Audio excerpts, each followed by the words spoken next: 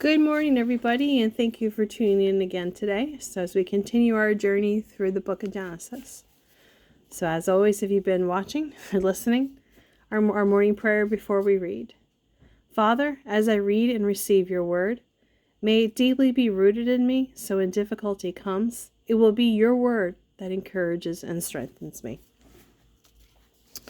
Chapter 41 is Pharaoh's dreams. 2 years later, Pharaoh dreamed that he was standing on the bank of the Nile River. In his dream, 7 fat, healthy-looking cows suddenly came up out of the river and began grazing along its bank. Then 7 other cows came up from the river, and those were very ugly and gaunt. These cows went over and stood beside the fat cows. Then the thin, ugly cows ate the fat ones. At this point in the dream, Pharaoh woke up. Soon he fell asleep again and had a second dream. This time he saw 7 heads of grain on one stalk, with every kernel well formed and plump. Then suddenly 7 more heads appeared on the stalk, but these were shriveled and withered by the east wind. And these thin heads swallowed up 7 plump, well-formed heads. Then Pharaoh woke up again and realized it was a dream. The next morning, as he thought about it, Pharaoh became very concerned as to what the dreams might mean. So he called for all the magicians and wise men of Egypt and told them about his dreams. But not one of them could suggest what they meant. Then the king's cupbearer spoke up. "Today I have been reminded of my failure," he said.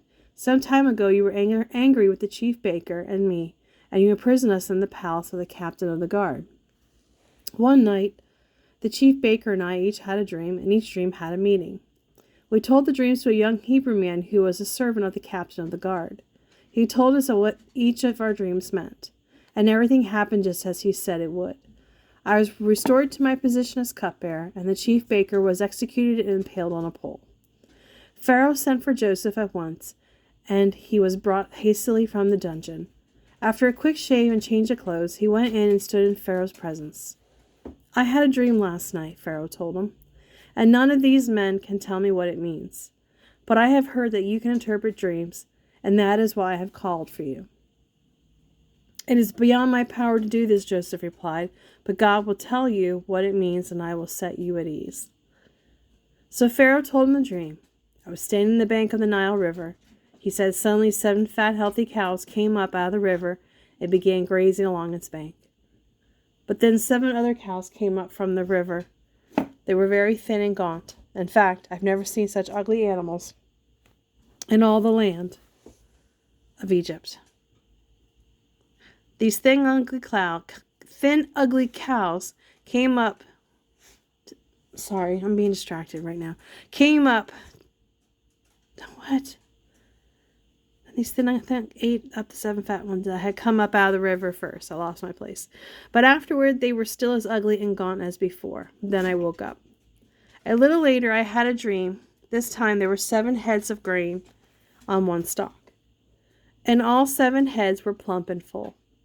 Then out of the same stalk came up 7 withered heads, shriveled by the east wind, and the withered heads swallowed up with the plump ones.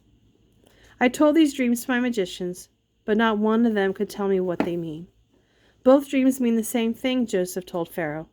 "God was telling you what he is about to do. The 7 fat cows and the 7 plump heads of grain both represent 7 years of prosperity. The 7 thin, ugly cows and the 7 withered heads of grain represent 7 years of famine."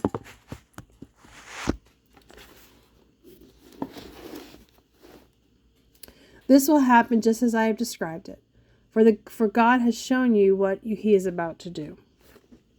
The next 7 years will be a period of great prosperity throughout the land of Egypt.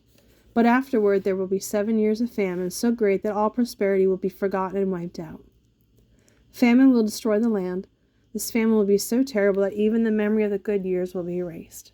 As for having the dream twice, it means that the matter has been decreed by God and that he will make these events happen soon.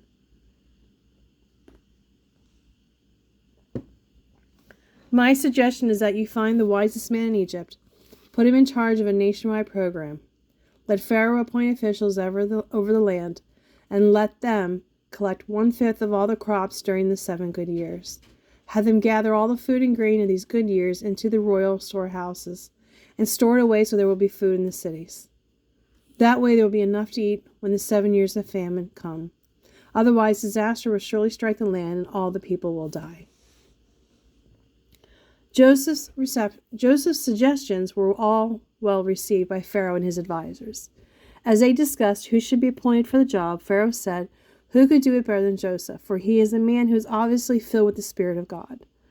Turning to Joseph, Pharaoh said, "Since God has revealed the meaning of the dreams to you, you are the wisest man in the land. I hereby appoint you to direct this project. You will manage my household and organize all my people. Only I will have a rank higher than yours." And Pharaoh said to Joseph, "I hereby put you in charge of the entire land of Egypt."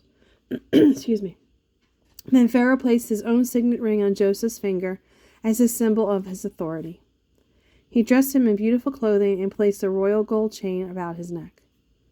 Pharaoh also gave Joseph the chariot of his second in command, and wherever he went, the command was shouted, "Kneel down." So Joseph was put in charge of all of Egypt. And Pharaoh said to Joseph, "I am the king, but no one will move a hand or foot in the entire land of Egypt without your approval." Pharaoh renamed him Zavaneth-Paneah and gave him a wife, a young woman named Asenath, the daughter of Potiphar, priest of Heliopolis. So Joseph took charge of the entire land of Egypt. He was 30 years old when he entered the service of the Pharaoh, the king of Egypt. And when Joseph left Pharaoh's presence, he made a tour of inspection throughout the land. And sure enough, for the next 7 years, there were bumper crops everywhere.